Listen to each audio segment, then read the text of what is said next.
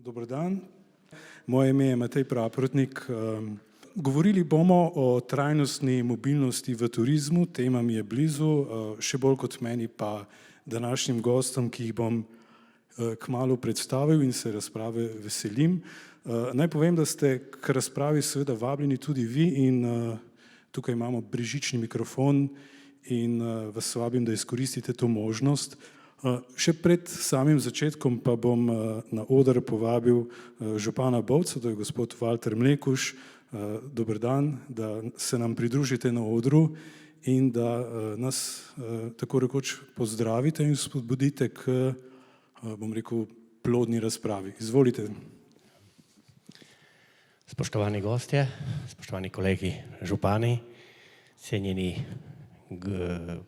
pripravljajo BOV vse leta v naši občini. Moram reči, da je zelo sem ponosen, da se vsako leto tu na tej veliki dvorani odvija BOV festival, ki privabi mlade in starejše iz vseh krajev.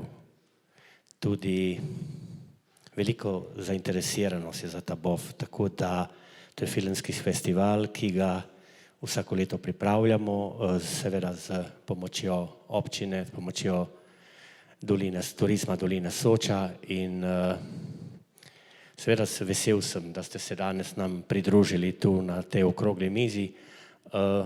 Po eni strani pa sem malo žalosten, da ni tukaj direktorice turizma Slovenije in pa iz Ministrstva za infrastrukturo, da bi mogoče tudi iz naših ust slišali, s kakšnimi težavami se ukvarjamo tudi na področju turizma. Ravno te dni imamo ene velike težave, tako da vsak, ki pride v ta kraj, nam rečejo, a veste, kje živite. Ja, živimo v lepotah, ampak od lepote se ne da živeti. Treba je delati, treba je talno spodbujati, treba nekaj, to prav gotovo vedo tudi moji kolegi, kolega župan iz Bohinja, Tina pa Marko, kako se moramo truditi, da pripeljemo vsakega gosta v to dolino. In ko gredo, smo mi najbolj veseli, da so zadovoljni gostje. Zato verjamem, da bo danes tudi ta okrogla miza dala neke iztočnice, neke nove spodbude za naprej, da se bomo usmerili tudi na javni prevoz, kar smo že začeli delati, tako da ja, gospa Mojca Bogataj, zelo smo ponosni, da ste z nami. Klemen je že stalen naš gost tukaj, Klemen, alfa in omega bohinjskega turizma, ne samo bohinjskega, tudi našega. Moram reči, da smo se na drugi strani z gorenjsko stranjo povezali tako dobro, da delamo skupaj. Mene je žal, da danes ni tudi kolega iz Kranjske Gore, verjetno spremlja svojo hčerko na svetovnem pokalu, tako da ja, tudi iz Triglavskega narodnega parka imamo kar stalne razgovore, stalne pobude, kako peljati to naprej. Iz Posoškega razvojnega centra, to je praktično naš domačin in pa seveda vam, moderator. Hvala. Najlepša hvala. Res ste že upravljali moje delo, za kar se vam izjemno zahvaljujem. Res je tudi, kar ste rekli, prejeli smo nekaj opravičil, zato smo razmaknili stole in zdaj mene zanima, če so enako, če so te razdalje, mogoče če ste v zadnji vrsti, vidite, če smo jih zdaj pravilno ponovno postavili. Omenili ste tudi, da so z nami še drugi župani, jih bom kar omenil, torej v dvorani z nami so še županja Kanala ob Soči, Tina Gerbec. Dober dan. Potem župan občine Kobarid, Marko Matajurc. Dober dan. Vas iščem, tako z masko vas težko prepoznam, pa župan Bohinja Jože Sodja. In ker sem vas nekako omenil, pričakujem, da se boste, oziroma ste iskreno vabljeni, da se v debato tudi vključite. Trajnostna mobilnost v Alpah je tema, ki se ji bomo posvetili. Kdo, pa bom tudi povedal, ker mi je župan malo pomagal, bom vseeno naredil krog, morda bo nekoliko krajši, ampak najprej doktorica Lučka Kajfež Bogataj, klimatologinja. Dober dan, tudi sicer profesorica na Biotehnični fakulteti v Ljubljani in članica mednarodnega oziroma medvladnega foruma za podnebne spremembe v Ženevi. Lučka, morda za vas še najbolje drži, da izobražujete generacijo ljudi, ki bodo razmišljali bistveno bolj trajnostno kot pa družba ta hip. Drži? Ja, so veliki premiki v mladi generaciji, čeprav zdaj ti 2 leti COVID-a tudi tam nista naredila najbolj pozitivnih premikov, ampak jaz zelo verjamem v izobraževanje in to kvantitativno, ne samo kvalitativno. Seveda bojo pa tudi veliko strožji sodniki. Se pravi, mladih ljudi z leporečjem, z zelenim zavajanjem ne boste dobili na svojo stran. To pa tako izobraževanje naredi.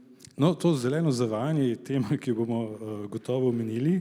Dober dan tudi Klemen Langus, direktor turizma Bohinj in predsednik skupnosti Julijske Alpe. Še nekaj vas je zaposlovalo, bili ste na Expo, kjer se Slovenija predstavlja, morda tam kakšne novice z Dubaja? No, Dubaji pravijo, da je okno v svet, oziroma Expo razstava, da je okno v svet za naslednjih nekaj desetletij. Jaz bi bolj nekako ocenil, da je to, upam, da ni Potemkinova vas naše prihodnosti. Že potovanje tja je zelo dolgotrajno in če bi imel priliko, bi šel z vlakom, seveda, ampak traja 3 tedne. Je pa šel en gospod iz Amsterdama v Dubaj, 3 tedne je trajalo, tako da, ja. 3 tedne, ampak kako? Se pravi, najbrž je šlo za multimodalno potovanje? Za multimodalno potovanje, kakorkoli že. Dubaj je imel sicer je imel 3 glavne teme, ena izmed teh tem je bila tudi trajnostna mobilnost. Se pravi, kako se bo mobilnost v prihodnje razvijala. Se bojim, da je vse skupaj vseeno preveč zgolj samo mestno orientirano. Jaz nisem najdel, dobro, tudi to je res velika stvar, kakšnih posebnih navdihov za razvoj mobilnosti ali bodisi v zavarovanih območjih ali pa mogoče v takih podeželskih območjih, kjer pač potrebujemo ta trenutek zelo neke bazične ukrepe. Moj kolega pravi, lahko filozofiramo 3 ure mobilnosti, na koncu naredimo ali pa smo naredili ali pa uredili zgolj vozne rede in to je taka resnica. No, danes bomo filozofirali dobro 1,5 ure, najbrž bo kakšna rešitev. Imamo tudi tu odločevalce, tako da upam, da nekaj iz tega vendarle bo. Vsaka taka razprava se mi zdi, da prinese kakšno rešitev in več kot nas je, bolj trajnostno razmišljamo, bolj sem vesel in večji je nasmeh na mojem obrazu. Majda Oder, vi prihajate iz Triglavskega narodnega parka, tam ste vodja informacijsko-izobraževalne službe, za seboj imate kilometrino, to je zelena kilometrina in Triglavski narodni park, če se ne motim, praznuje 40 let, to je lepa obletnica, veseli me, da je ne boste praznovali z ognjemetom. Sicer pa nekako sem si predstavljal, da delo v Triglavskem narodnem parku je zelo romantično, ampak najbrž ni, ker boriti se z izzivi morda ni tako zelo romantično, kot si predstavljam sam, pa me dopolnite, torej s kakšnimi izzivi kateri so največji izzivi ta hip za Triglavski narodni park? Glede romantike v bistvu lahko rečem, da delo v Triglavskem narodnem parku je romantično v prostem času.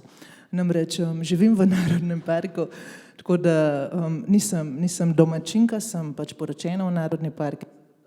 Je to pač, lahko rečem, čast. Meni je v bistvu to res v ponos. Kar se pa tiče samih službenih izzivov, pa lahko rečem, tudi za dotične sodelavce in tudi za tiste, ki sedimo danes v tem omizju, da je delo za narodni park, seveda je izziv, lahko bi pa rekla predvsem, da je poslanstvo. Ker dejansko je narodni park nekaj najdragocenejšega, kar dejansko v Sloveniji imamo. Če citiram gospoda Kmecla, in zagotovo je izziv, ki pa vsekakor ni samo izziv tistih, ki delamo v javnem zavodu Triglavski narodni park, ampak lahko bi rekla večjih deležnikov. Tistih iz lokalnega okolja, tistih iz nacionalnega okolja, predvsem pa izziv za to, da ohranimo to za zanamce. Definitivno. Najlepša hvala. Miro Kristan, vi ste pa iz Posoškega razvojnega centra, za vami je letos tudi veliko dela.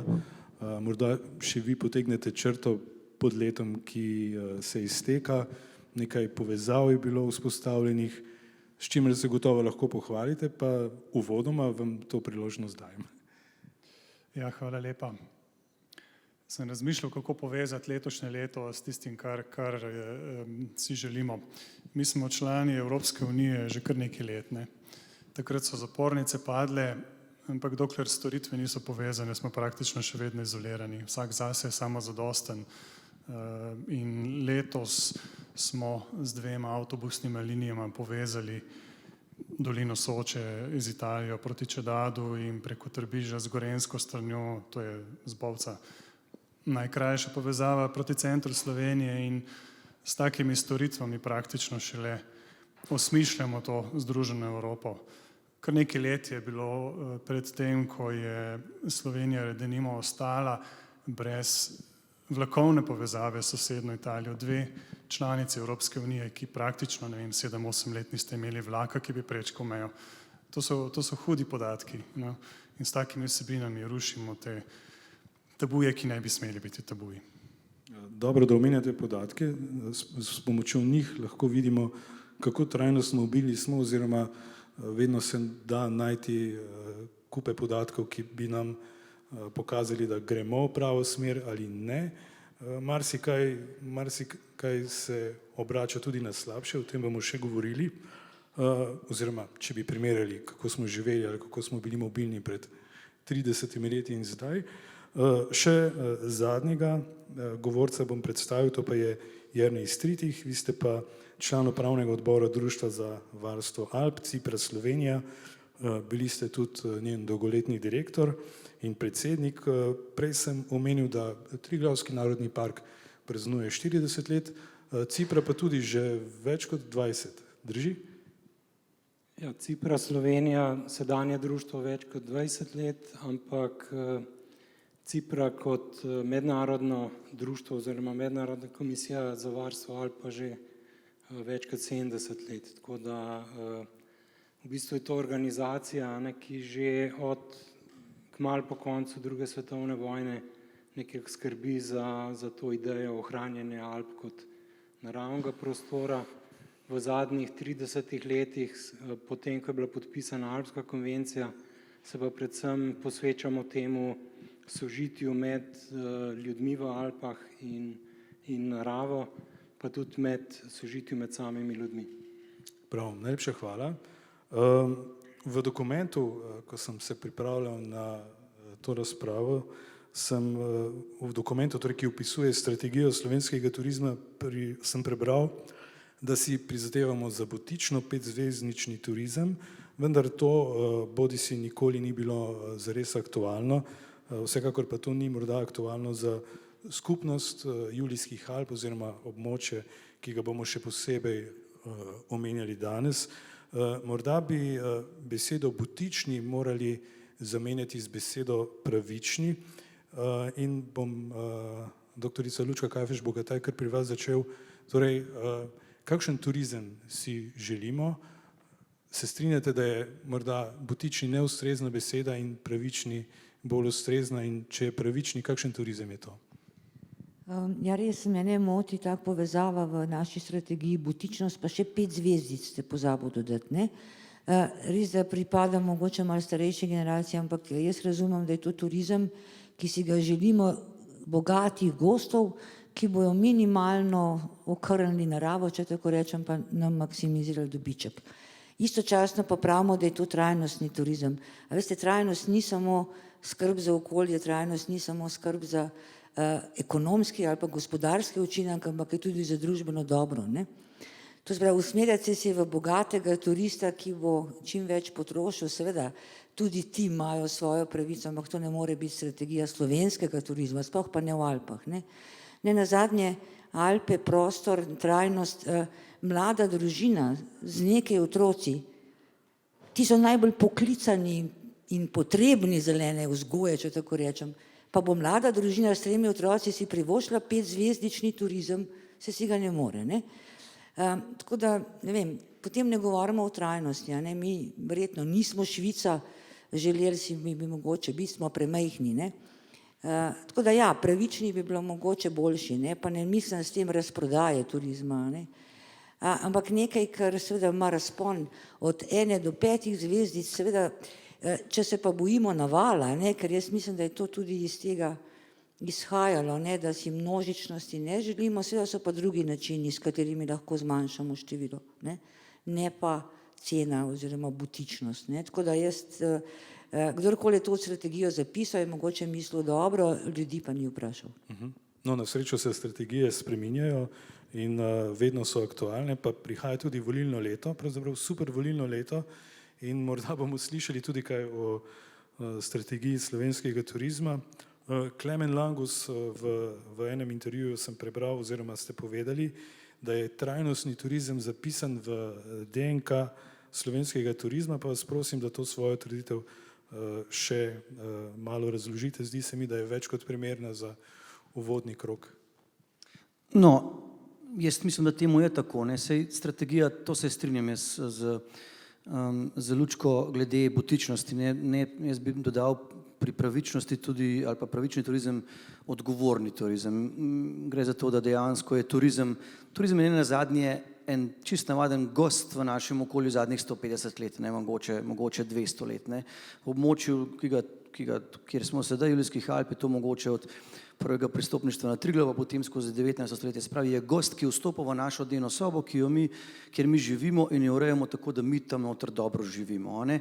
In to smo znali, to znamo povedati, to znamo pokazati, ta gostoljubje imamo v tem DNK-ju in tudi slovenski turizem je v zadnjih letih vseeno naredil pomembne korake nasproti trajnosti, ali pa jaz rajši temu rečem odgovornosti. V tem primeru bi izpostavil sigurno to zeleno shemo slovenskega turizma, ki je izjemno, po mojem mnenju, dobro orodje za to, da občine ali destinacije, kakorkoli že, ali pa nekatera območja lahko sledijo nekaterim postulatom proti tej trajnosti, odgovornosti, pravičnosti. Na drugi strani seveda je pa slovenski turizem tudi v marsikaterih zadevah se obnaša zelo mačehovsko. No, in ker smo danes pri mobilnosti, je to sigurno tema, kjer slovenski turizem ni odigral do sedaj svoje vloge. Se pravi, jaz trdim, da je ta mačehovski odnos tudi posledica tega, da se danes še v večji meri pogovarjamo o mobilnosti. Turizem ni nikoli se poistovetil z mobilnostjo. In tukaj argumentov in dokazov za take zadeve je veliko, že toliko, ko na takih displejih vidimo, kako je Slovenija dostopna, ker dostopnost je pač ena izmed kategorij turizma in tako naprej.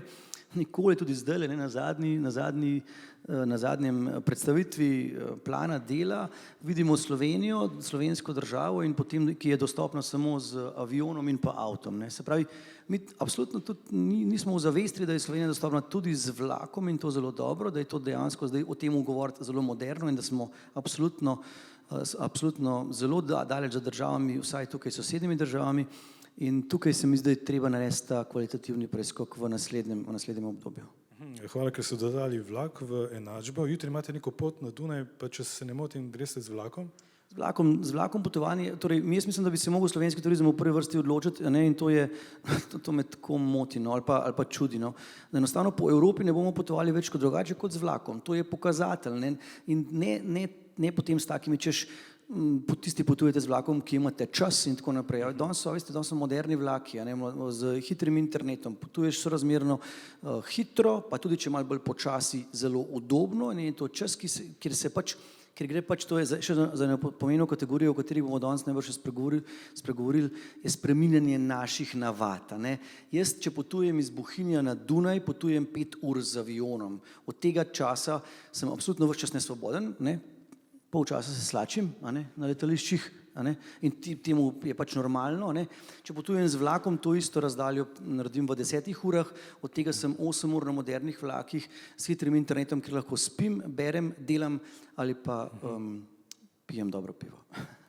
Naprimer, omenili ste, dejansko odprli nekaj zanimivih tem, predvsem pa, če lahko rečem, to spreminjanje navad v času, ko želimo vse rešitve zelo hitro, je mogoče res velik izziv za to družbo in videli smo recimo že za samo epidemijo, da zelo, ne bom rekel Slovenci, ampak da družba zelo težko in počasi spreminja navade.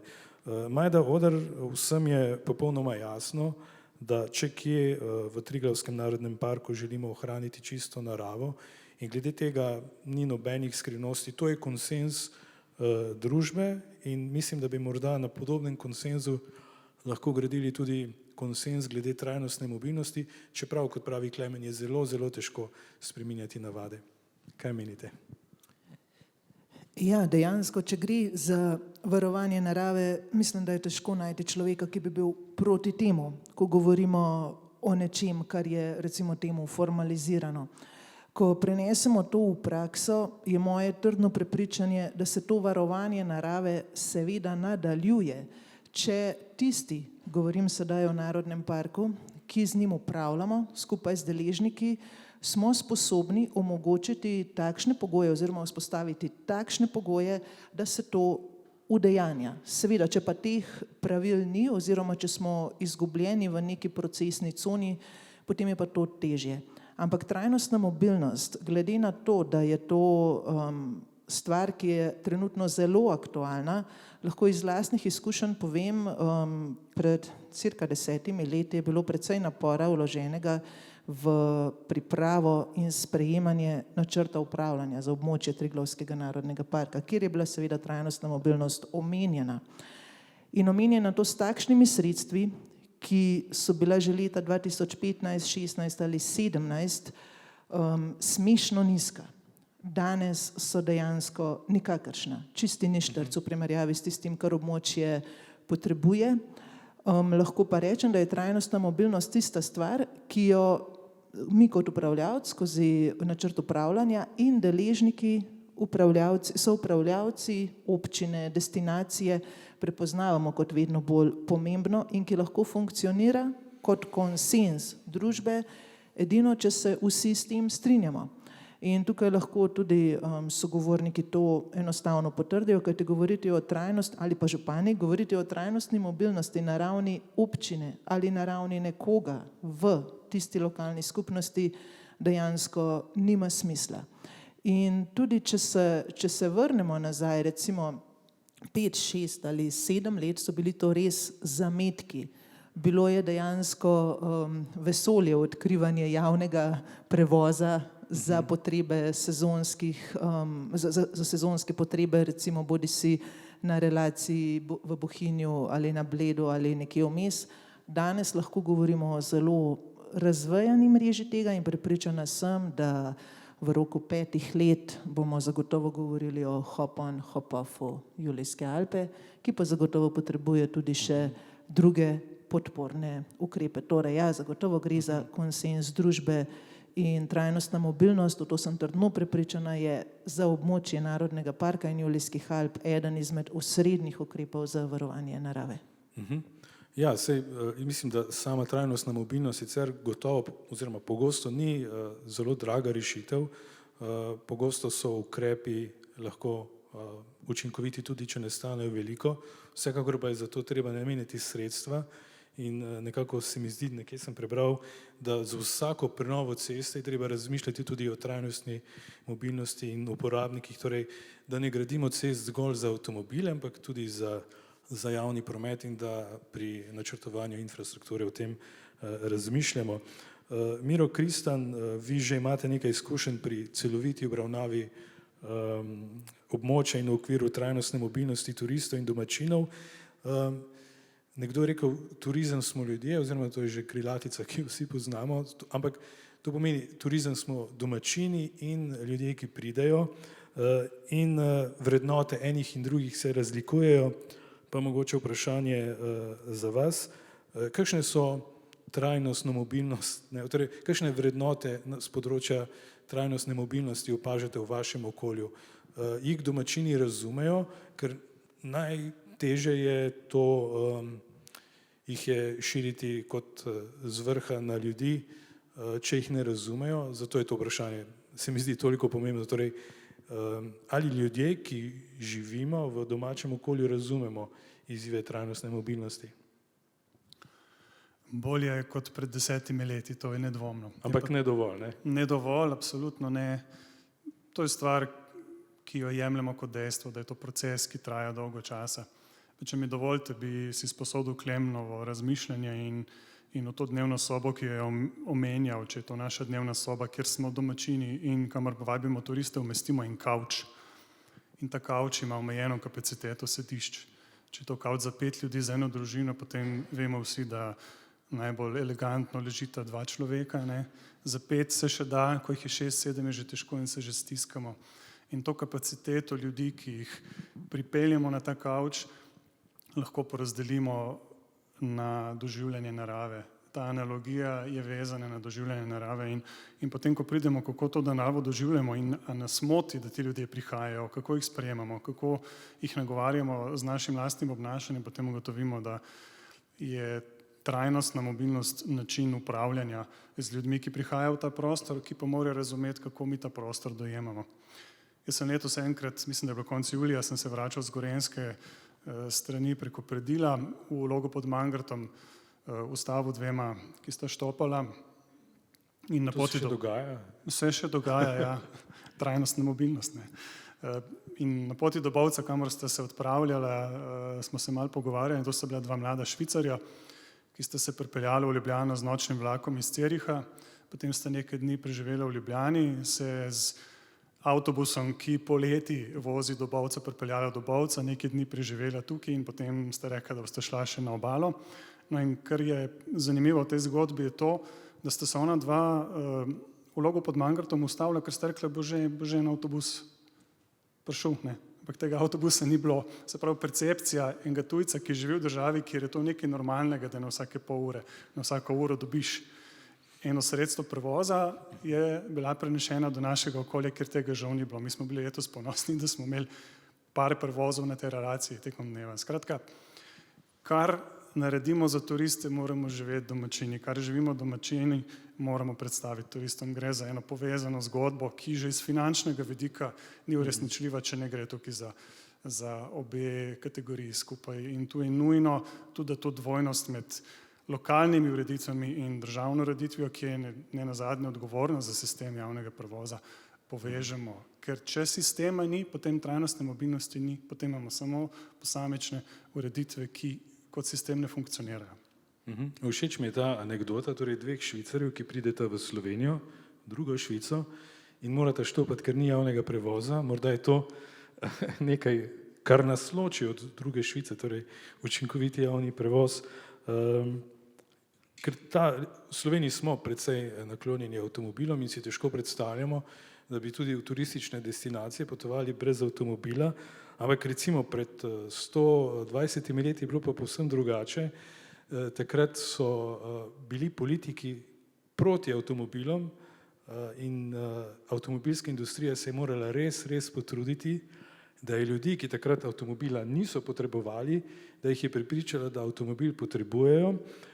In marketinška ideja je bila naslednja, namreč avtomobil vas bo iz umazanega industrijskega mesta popeljal v čisto naravo in že to je svojevrsten paradoks. Zdaj pa mogoče moramo spet opominjati na to, da mogoče življenje brez avtomobila je možno, pa morda vprašanje za vas, Jernej Stritih, gotovo je možno, vendar morda ne naredimo dovolj, morda ni dovolj spodbud, da bi se to zares zgodilo, ni dovolj infrastrukture v obliki prevozov.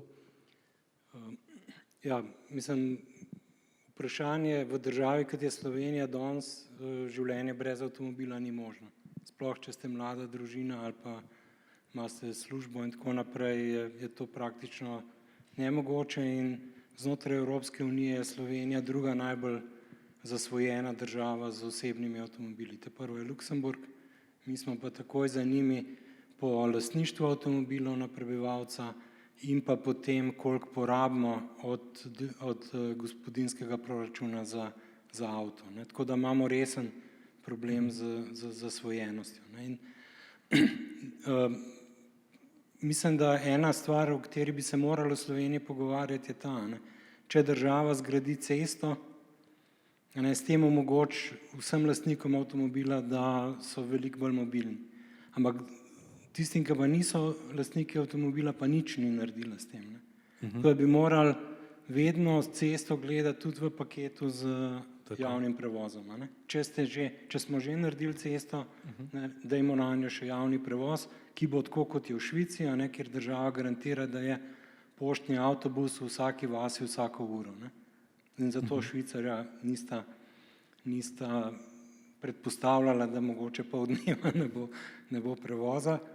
Moram pa reči, da sem jaz kar nekaj prijateljev iz Švice imel tukaj v Julijskih Alpah na obisku in za njih je to ekskluzivna destinacija turistična.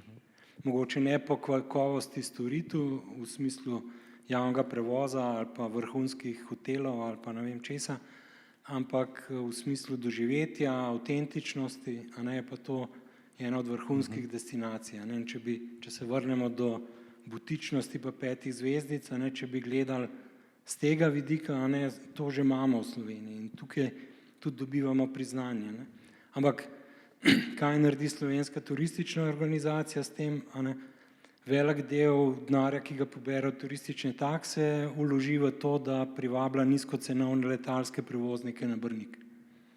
A ne, zato, da jih subvencionira, da bo EasyJet, Ryanair, ne vem kdo, vozil turiste k nam, čeprav imamo mi lastno klientelo, a ne recimo enih 20 milijonov ljudi, ki živijo v razdalji, ki je dostopna z avtom ali pa z vlakom do Slovenije, a ne, od rečemo Budimpešte do Milana, pa od Münchna do Beograda, a ne, ki so stalni gostje, ki cenijo naš turizem, a ne, ki prihajajo tukaj in ki lahko v bistvu bolj trajnostno pridajo k nam. In v teh 2 covidnih letih, a ne, se je pokazalo, da prav te gostje rešujejo Julijske Alpe. Ne. Mislim, da so zadnje številke, če prav razumem, za letos, da praktično ni bila nič slabša sezona kot leta 2019, čeprav letalskih gostov ni bilo. In še daljša je bila kot prej. Tako da, če hočemo imeti pač bolj trajnostni prevoz, a ne, gotovo mora država začeti resno v to vlagati. A ne. In v državnih strateških dokumentih je to vse zapisano, kako bomo v železnico vlagali, kako bomo v avtobuse in tako naprej, ampak to je treba še narediti. In res bi bilo dobro, da bi nekako prepoznala, ne, da je za kakovost doživetja turistov v Sloveniji bolj pomemben, kako deluje javni prevoz, kot pa ali ima, ne vem, nek vrhunski hotel 4 ali pa 5 zvezdic, pa ali ima, ne vem, džakuzi v vsaki sobi ali ga nima. Me prav zanima, katero besedo bomo pogosto omenili na okrogli mizi, ali je to avto ali avtobus, upam, da slednje. Se pa strinjam, gotovo bi moral biti mogoče avtobus del infrastrukture, ko gradimo avtocesto. Je pa nekaj dobrih primerov vendarle iz Slovenije, recimo nastali so prevozi, ki je kar ena taka trajnostna rešitev, ki jo občasno tudi sam uporabljam. Morda vprašanje za Lučko. Vi ste rekli, Jernej, da je v Sloveniji se težko predstavljati življenje brez avtomobila. Ali bo z e-avtomobilom kaj lažje, si bomo lahko čez 10 let, bomo kaj na boljšem? Ne bomo. No in to je mogoče ena stvar, ki me najbolj jezi v zadnjem času, ker pri mojih letih zelo dobro vem, kaj je zeleno zavajanje. Ne? In tudi zanimivo iskanje sem naredila pred tole okroglo mizo, vtipkala sem trajnostna mobilnost in iskala zadetke in projekte, ne, ki jih imamo tudi v Sloveniji celo vrsto, pa za med drugimi državami celo. In na skoraj vsakem od teh projektov je glavni cilj polnilnice za električne avtomobile, pa bomo trajnostno mobilni. Ne, pejte tudi sami to gledati. Tukaj smo priča takim zavajanjem, da nič emisijski avto in tako naprej. Seveda je električni avto boljši kot klasični dizel, ne? Ampak komaj da kaj. Ne? 160 Golf vzamemo, ne? Golf dizel, ki ga vsi poznamo, pa električni Golf, razmerje slabosti 160 gramov pri dizlu, 119 gramov pri elektriki. Ne? To se pravi, ja, 1/3 boljše, ampak to je pa tudi vse. S tem, da še ne vemo, kako bo z baterijami in tako naprej. v evropskem povprečju, ker imamo pa mi elektriko še vedno iz Šoštanja, pa naš električni gol bo še slabši. Tako da to ni niti najmanj rešitev, ne, in se bojim, da ne vidim upora, ne, končen koncev vse mi smo potrošniki, ne samo turisti. Mi imamo zvezo potrošnikov, na vsakem vogalu plakat, ki eksplicitno laže. Mi smo pa tiho, ne. Mislim, to mi je ena stvar, o kateri do takih, bi rekla, absurdnih stvari, ki me zdaj recimo tudi ganejo, ne, olimpijada bo v Pekingu in si je olimpijski komitej privoščil šlamastiko, da z avtom vozimo kos ledu z posebnim seveda sistemom hlajenja, da bo tisti led ostal led. 13 000 kilometrov z avtom, zato da bomo podnebne spremembe reševali. Pa mislim, a veste, ironija, s tem, ko sem jih vprašala, pa ste vi normalni, ja, mi gremo s hibridom. A veste, kak je pa hibrid boljši? 10%. Tako da, veste, to so stvari, ki ne vem, ali ljudje ne znajo osnovne fizike, ali se ne potrudijo, in jaz se samo bojim, da tudi ponudniki zelenih shem ne bojo s čim takim začeli opletati. Ne. Jaz se strinjam, zelena shema slovenskega turizma mora biti osnova ne samo trajnostni mobilnosti, ampak vsemu. Ampak dajmo se vprašati, Klemen, koliko teh podatkov imamo? V tej shemi je prvo pravilo, treba je spremljati rabo energije, treba spremljati rabo vode. Pejmo zdaj v občinah ali pa na STO pa vprašamo, kje so ti podatki? Ja, jih ni, ne? Mi imamo shemo podatkov, pa ne zbiramo. Ja, a veste, jaz tudi lahko se ta hip zdaj 5 peticij ne podpišem, vnašam se pa postaram. Pa mogoče to bi še repliko, jaz se zelo strinjam s tem, kar ste vi rekel. Trajnostna mobilnost se začne tudi v lokalni skupnosti. Mi ne moramo, jaz ne vem sicer, kako je v turističnih krajih, ampak verjetno, da v Bohinju ali pa v Bovcu ljudje ne živijo toliko drugače kot v Kranju, kjer jaz živim. 90% ljudi se v službo pelje z avtom, pa je razdalja 15 kilometrov, ne. V trgovino se vozimo z avtom, to se pravi, zdaj mi bomo v teh turističnih krajih živeli tako, od turistov bomo pričakovali, da se bojo pa s kolesom vozili, ne. Mislim, ali bomo vsi trajnostno mobilni, ali pa ne bo nobeden, ne, hop on, ok, lahko reši nekaj julija, avgusta, ampak se borimo za turizem celo leto, ne. To se pravi, tudi tukaj vidim vlogo ne samo neke občine, ampak tudi delovnih organizacij na turističnih območjih, a spodbujajo to, da bi ljudje kolesarili v službo, ali pa ne samo v službo, ne. Skratka, to so projekti, ki morajo zelo veliko stvari pokriti. Pa če smo pri javnem prevozu, mogoče še ena stvar, ki se pa direktno tiče občin, tudi načrt naše poselitve, ne. Če bi mi imeli veliko drugačno prostorsko planiranje mest, da smo kompaktni, potem bi en avtobus pobral vse ljudi, ne, ker smo se pa naseljevali na hribčkih in dolinah, pa še kanalizacije ne moramo speljati, ne, kamoli šele trajnostni transport. Tako da, veste, turistični oddelek na občini, ja, ampak tukaj morajo vsi sodelovati, ne vem, od komunalcev do tistih, ki daje gradbeno dovoljenje, absolutno pa državo, ki more denar za to tudi prispevati, ne. In jaz se bojim, da smo zdaj v času, ki ga upam, nismo še čisto zamudili, ko pa denar je. Vsi vemo, da 2 leti nazaj denarja ni bilo, zdaj so pa milijarde, ki bi jih celo po evropskem navodilu morali zapraviti za stvari, o katerih danes govorimo, ne pa za krak avtoceste do, ne vem, Slovenj Gradca, ja. Mislim, v tem ni nič trajnostnega, ne. Pa tudi, če bi avtocesta bila s kolesarskimi progami ob strani, pa ne bo, ne. Tako da ta čas je mogoče izjemen čas investicijskega nekega novega cikla projektov, ki jih ponavadi nimamo, tudi ko je denar, ne. Zato se res moramo o tem pogovarjati zelo tako odprto, pošteno in široko, ne. Turizem ne more obstajati sam, brez vseh ostalih, ki so podporni, členi. Ja, najlepša hvala za izčrpen odgovor, res ste odprli ključne stvari, pa hvala tudi za omembo Slovenj Gradca, jaz sem iz Slovenj Gradca in res ne bom komentiral ceste, ampak ja, drži, ampak nekako se mi zdi, da ste vendarle dali upanje, da življenje brez avtomobila je možno, seveda, ampak v družbi se bo moralo veliko spremeniti in vidimo, da so ta razmerja zelo, zelo kompleksna. Bom navrgel samo eno opažanje, torej za nakup električnega avtomobila imamo subvencije, morda ki se smete, morda komentirate še to. Recimo, jaz bi raje videl, ker kolesarim v službo, da bi država financirala oziroma subvencionirala moje kolo, ne pa električni avto, ki si ga ne morem privoščiti. Avtomobilska industrija je tako močen lobi, verjetno najmočnejši, ne, mogoče v Evropi bistveno še bolj problematična kot pa fosilni lobi, ki je imel več denarja. Ne.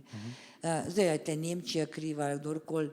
Mi seveda smo pa marsikaj živi, pravzaprav tudi našega prebivalstva, od avtomobilskih delov, pa prevlek, pa ne vem česa. Tako da smo pa Revoz in tako naprej, ki vemo, da je velikokrat postavljal stvari, če Lafarge ugasne, bomo pa mi zapirali. Ja, tlele je veliko tudi gospodarske modrosti, ki mora biti prisotna, ne? Tako da gospodarstvo tudi ni ločeno od turizma. Jernej, vi ste želeli nekaj dodati? Ja, jaz bi tukaj samo omenil eno od najbolj okoljsko škodljivih subvencij v Sloveniji, ki se reče nadomestilo za prevoz na delo. Vi imate neobdavčen del plače, ki je dlje, ko živite od delovnega mesta, v bistvu več dobite. In z tega si ljudje v bistvu plačujejo avte in zaradi tega se ljudem splača iz Slovenj Gradca, pa z Maribora, pa z Kopra, pa menda celo z Bovca voziti v Ljubljano v službo, ker dobite neobdavčeno nadomestilo za ta prevoz. In ko sem pač 10 let nazaj delal za državo, je bilo to najhujši tabu, o katerem smo sploh lahko odprli razpravo. Ja, kot pravim, zdaj imamo volilno leto, morda bo to spet tema, oziroma pravzaprav, tako bi rekel, morala bi biti, ampak seveda so teme, ki se jih v družbi, če želimo biti ponovno izvoljeni, pač ne odpira. Ja, veliko težav smo že omenili, pa vidim, da nam gre kar dobro. Trajnostni turizem in s tem trajnostna mobilnost imata v okolju, kot so Alpe, nedvomno največ težav poleti. Klemen, boste popravili, če to ne drži, ko je intenzivnost vseh aktivnosti visoka, pa tudi količina ljudi, in to je gotovo obdobje, ko že zaradi prometa to okolje ne kaže slike trajnostnega razvoja. Kaj so največje težave, Klemen? Seveda vsi imamo poletje, sezonskost je problem ne samo slovenskega turizma, je tudi problem drugih podobnih destinacij v Evropi. Mogoče malo v bran temu, zdaj sploh v covidnem času, je slovenski turizem v veliki meri odvisen, tako kot smo prej že ugotavljali, od evropskega turizma, ampak 460 milijonov ljudi gre na dopust med 5. julijem in 15. septembrom. Zdaj pa tako, a bomo ti tako nadzorovali, kar počnemo, ali pa moramo še šolske sisteme malo zamenjati, da bomo malo prilagodili to, da bodo imeli pač Norvežani ali ne vem, Nemci počitnice maja, ne vem, Madžari pa potem septembra, da bomo pač to sezono podaljševali. To je velik izziv, vsekakor. Po drugi strani seveda je te tokove, ki jih rešujemo, ta pritisk je velik in tako kot ste prej že omenil, turizem je bil zdaj posebej tukaj v Alpah in ta turizem outdoor, kot ga v narekovajih, da s to tujko opredelim, ima neko svetlo prihodnost v naslednjih nekaj letih. Se pravi, ta pritisk lahko rečemo, da bo samo še večji, kolikor se ne bo zgodilo, ne vem kaj s tem covidom ali pa s kakšno drugo nadlogo. Se pravi, naš namen je, da te tokove nekako poskušamo usmeriti in tukaj se mi zdi, da s mobilnosti lahko največ naredimo. Zdaj, primeri, ki jih imamo tukaj v Alpah, dobro kažejo. En ta primer je sigurno bohinjski, odkar smo to vzpostavili, to bo župan vedel, zadnjih 10 let, zelo postopno, vseeno navajamo počasi, spreminjamo navade tako gostov, kot tudi, lahko rečemo, tudi domačinov. 55,000 ljudi prepeljemo z organizacijo poletnih šatl avtobusov v 70 dneh približno. Zdaj v zimskem času ponovno organiziramo te javne prevoze in številke so razmerno impresivne. Vsak dan več, avtobusi proti Voglu, proti Pokluki, proti Sorečki planini. Skratka, človek je v Bohinju, lahko rečemo, in to se trudimo, tudi uvajamo nove možnosti mobilnosti na klic, ali to šatl prevoz, ali to kombi in tako naprej. Skratka, ljudje se tega počasi navajajo, ugotavljajo to. Zdaj naslednja stvar je, da to seveda delamo na regijskem nivoju Ilirskih Alp. Lep primer iz doline Soče, o katerem bo več kolega Miro lahko povedal, ne, teh avtobusnih povezav, ki so bile vzpostavljene, ki so služile seveda ne samo gostom v Posočju, ampak tudi gostom na bohinjski ali pa na gorenjski strani. Ne. Mirno je, in tukaj gre seveda zopet za prepoznavanje te ponudbe. Ne. In jaz bi namreč z zakonom prepovedal besedno zvezo inovativni turistični produkt. Ne. To bi res z zakonom prepovedal, ne. Ker tukaj se potem gre samo zmišljevanje turistično. Ne. Zelo preprosto je, ne. Ko jaz človeka, če je slabo vreme v Bohinju, pošljem z vlakom skozi predor do Mosta na Soči, tukaj ima avtobusno povezavo bodisi do Čedada, do Dobovca, čez Kranjsko Goro nazaj, ali to s kolesom ali peš. Skratka, kombinacije je ogromno za prekrižariti ta prostor brez uporabe lastnega avtomobila.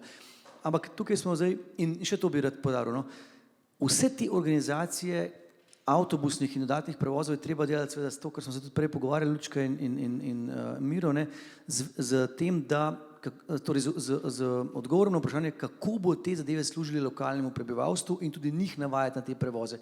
Jaz živim tam na Gorjušah. Meni je največja nagrada to, ko sosed reče, jaz dam svoje 2 otroka na hop-on, hop-off, in jih pošljem s hop-on, hop-offom dol k babici. On je s tem privarčeval pol ure svojega mogoče dragocenega časa, ne, kot oče ali pa kot mati, v katerem je lahko naredil kakšen svoj opravek. Se pravi, ljudje prepoznavajo počasi to in to je res, kar pravi Lučka. Če bomo mi domačini to uporabljali, potem bodo tudi to gosti in obiskovalci. Zdaj gre pa za eno dodatno, in zdaj, če to krepimo in seveda potrebujemo dobre načrte, jih imamo, potrebujemo denar in kot rečeno, saj, koliko sem rekel, vozne rede moramo uskladiti, ne, med sabo in pa že to je cela znanost v slovenskem prostoru. To bo Miro povedati, ne, ko šofer avtobusa odpelje 20 sekund preden vlak pride, ne, zato ker je pač tak vozni red. In ne, se pravi, to je čist skregano z logiko, jasno. Ampak zdaj pa še kako navaditi goste in obiskovalce, da bojo uporabljali javni prevoz in prišli v destinacijo z javnim prevozom. To, kar sem prej govoril, ne, bodisi z vlakom. Tako smo rekli, avto je lahko električen ali pa na dizel, 500 kg pločevine v Bohinjskem jezeru, pika amen, en prostor je zaseden. Spravi, nič nismo veliko naredili, razen da se hvalimo, da smo mogoče nekaj malega več za okolje naredili, ampak če se električen avto v jezeru znajde, bo katastrofa še večja, ne. Tako da, zdaj, kako pa to navesti, tukaj se mi zelo veliko ukvarjamo v Bohinju, tudi na Bledu. Mi smo člani mednarodnega združenja Alpski biseri, ki združuje 19 občin, zdaj zaenkrat 4 evropskih alpskih držav, kjer navajamo in se učimo, ne, malo prenašamo te modele, ki jih je v Avstriji, Švici, kot ste prej že omenili, v Italiji, Franciji že imajo malo razvite, ampak to je zelo počasen proces, ne. Sodelovanje s slovenskimi železnicami je fajn, ne, dolgotrajno in tudi naporno, ne. In potem je pa tudi to za razumevanje v slovenski politiki, ne, da delamo trajnostno mobilnost, ne, zdaj tukaj ni predstavnikov Ministrstva za infrastrukturo ali pa trajnostno mobilnost, ker dejansko vedno odgovor na vprašanje, zakaj delamo trajnostno mobilnost, ne, ali pa zakaj delamo nove koncesije zgolj za mobilnost lokalnega življa, ne, in potem pa pozabimo na turizem, ne, kar naenkrat, ne. Tako da tukaj nas čaka še kar nekaj dela tega medsektorskega usklajevanja in sodelovanja, ob katerem, mislim, ki ga moramo zbližati, no. Tukaj moramo postaviti pomembne mostove. Se strinjam. Zdaj sem se spomnil, dolgotrajno in trajnostno seveda ni enako, ne bi rad mešal. Majda, vi ste prej omenili, da potrebuje Triglavski narodni park oziroma da na področju trajnostne mobilnosti, da se bo glavnina stvari zgodila v 5 letih, dolgo časa so stvari stale na papirju, torej 5 let je kar optimistična napoved, kaj bo čez 5 let drugače?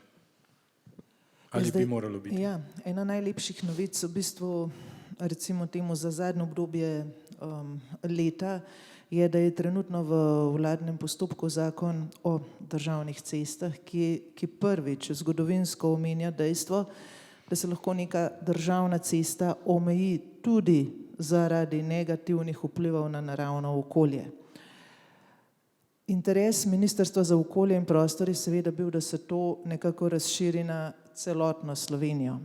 V tem trenutku je jasno zapisano, zdaj zakaj res točno ne vem, da gre v bistvu za območje narodnega parka.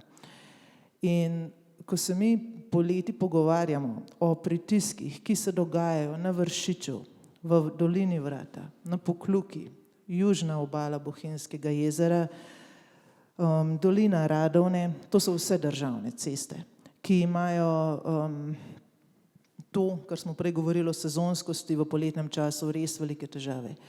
In v tem času, ki smo, se pravi pred sprejetjem tega zakona, dejansko je v Sloveniji cesto, ki je državna v upravljanju DRSI-ja, nemogoče zapreti, ukolikor bi razlog bil varovanje narave, kljub temu, da je v zakonu o Triglavskem narodnem parku jasno napisano, da se zaradi negativnih vplivov na naravo to lahko zgodi.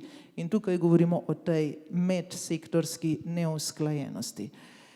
In prepričana sem, da bo ta postopek zagotovo uporabljen v naslednjih letih, začenši z dolino Vrata v relativno kratkem času in na podlagi tega tudi na drugih. Ne gre tukaj sploh ne gre za drastične ukrepe, da bi bil kakšen dostop onemogočen, sploh ne.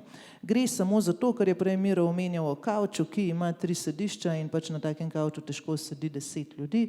In če imamo to urejeno v teh temeljih, se pravi, kaj se z dotično cesto dogaja, potem je v bistvu uvedba javnega prevoza ali kakršnihkoli alternativnih možnosti obiska teh lokacij zagotovo češnja na smetani, na dobri smetani.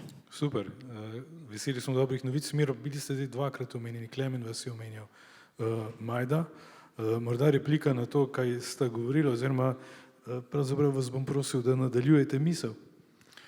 Opozoril bi na en paradoks, ki nam je tipičen Slovencem.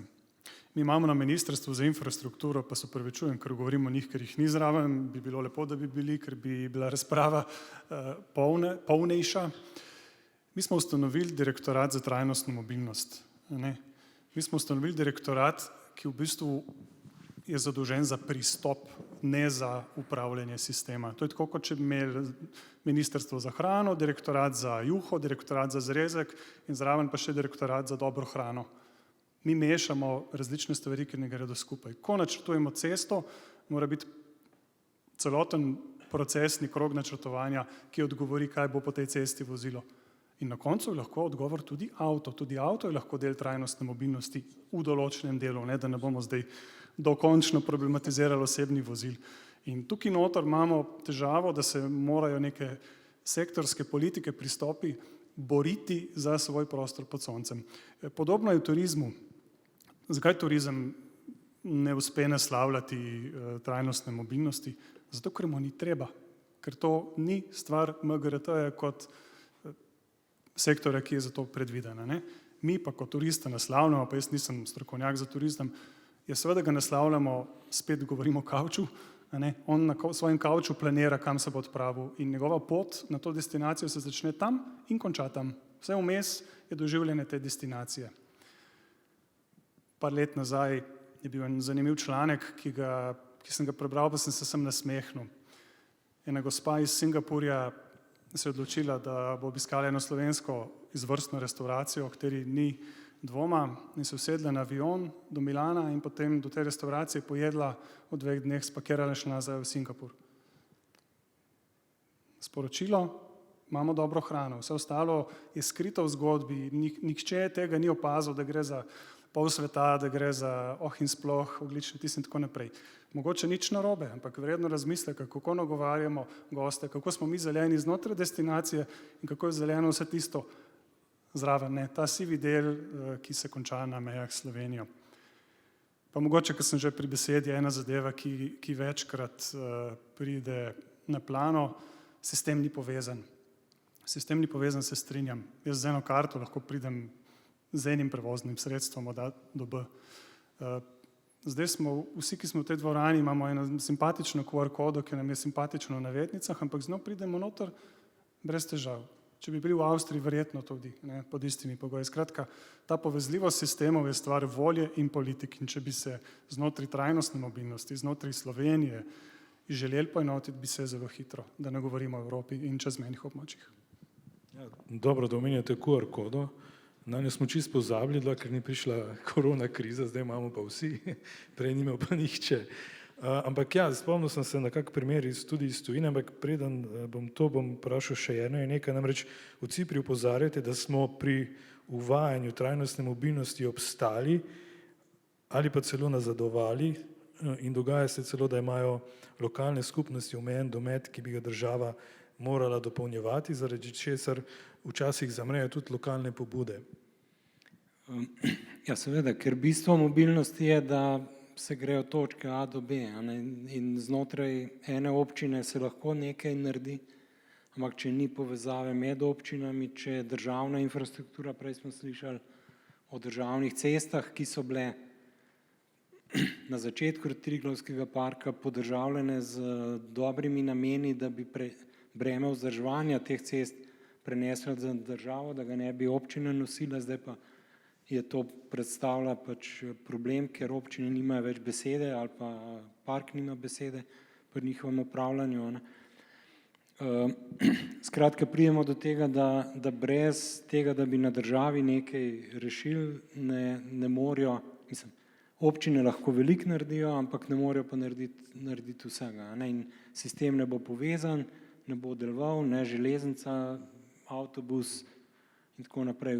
Pač v Švici, to, kad omenjamo, pač kupaš karto na internetu od, ne vem, Züricha do Bivija v Graubündenu in se peleš z 3 vlaki in enim avtobusom z eno karto in sploh ni vprašanja in vsi časi prestopanja so tam v okviru 5 minut, pa še celo kolikor toliko garantirano, da tudi res prideš takrat.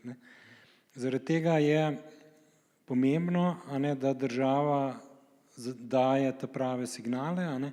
Zdaj imamo težavo z ministrstvom za infrastrukturo, ki po eni strani Evropi obljublja, zaradi tega, ker v teh zdaj strukturnih skladih, paketu za okrevanje in tako naprej je velik poudarek na javnem prevozu pa na razogljičenju.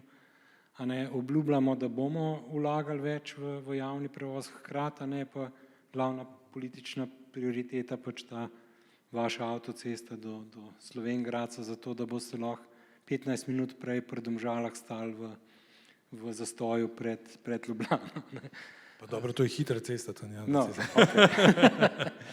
Ampak skratka, dokler imamo to logiko, ja, mi moramo še vse narediti, kar so Nemci naredili pred 60 leti, pa bomo pol delali tisto, kar so Nemci delali pred 30 leti, čez 50 let bomo delali pa tisto, kar Nemci danes delajo, jih ne bomo prehiteli. Mi moramo pač preskočiti naprej in temu res dati prioriteto.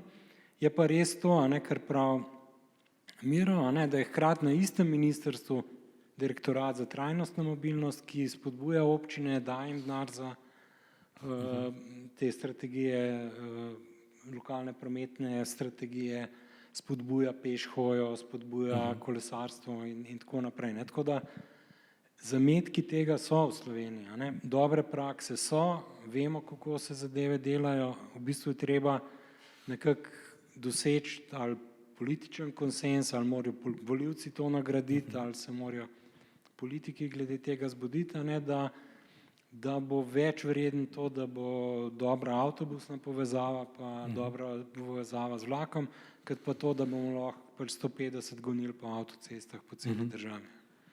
Torej spet omenimo to tretjo razvojno os do Koroške. Mislim, da bi bilo Korošcem nam boljše, če bi huda luknja bila doživetje, ko se peleš na Slovenj Gradec, ne pa da se tretja hitrejša cesta gradi. Bo že skoraj 20 let nazaj enega prvih razvojnih načrtov teh evropskih za Koroško nekako evaluiral. In takrat Koroška sploh ni imela plana dostopnosti do centra. In če bi takrat recimo rekli, ok, rabimo 2 dobri magistralni cesti čez Hudo luknjo pa iz Črne v Šaleško dolino s kakšnim tunelom, bi že zdavnaj za veliko denarja imeli čisto solidno povezavo z Ljubljano. Tam se je ukinila še železniška povezava, kar je zanimivo. Včasih se mi zdi, ja, da tudi ko družba išče rešitev ali pa občina išče rešitve, se zelo hitro začne nekaj graditi, čeprav mogoče potrebe sploh ni, ker so zato tudi neki različni interesi. Še omenili smo, vsaj bežno smo, vsaj Švico smo omenili kot dober primer. Gotovo boste rekli, ali pa ne vem, mogoče se motim, seveda po svetu, v Evropi lahko najdemo veliko dobrih primerov trajnostne mobilnosti, težko jih je vedno kopirati, ampak vseeno vas bom izzval, pa recimo pri lučki, če začnemo, da končamo krog, se pravi, kje bi lahko še iskali primere dobrih ureditev. Bom sam začel z eno, recimo, kako se je začelo kolesarjenje v Kopenhavnu, če se ne motim. Namreč mesto je bilo na robu bankrota in edina infrastruktura, za katero so imeli denar, je bila kolesarska. In jaz mislim, da si takrat, če prav razumem ta razvoj kolesarjenja v Kopenhavnu, si takrat še nihče ni predstavljal, kaj bo pravzaprav to pomenilo za naslednjih 30 let. In ko gledam recimo v mestih, ko se neka infrastruktura preprosto obnovi, brez premisleka v prihodnosti, najbrž nismo storili ničesar. Moje vprašanje je, da ga še enkrat postavim, torej, kje bi še iskali primere dobrih praks z področja trajnostne mobilnosti? No, težko bi kakšne dobre prakse, no, res iz prve roke predlagala, ampak mogoče nekaj, kar sem doživljala po svetu.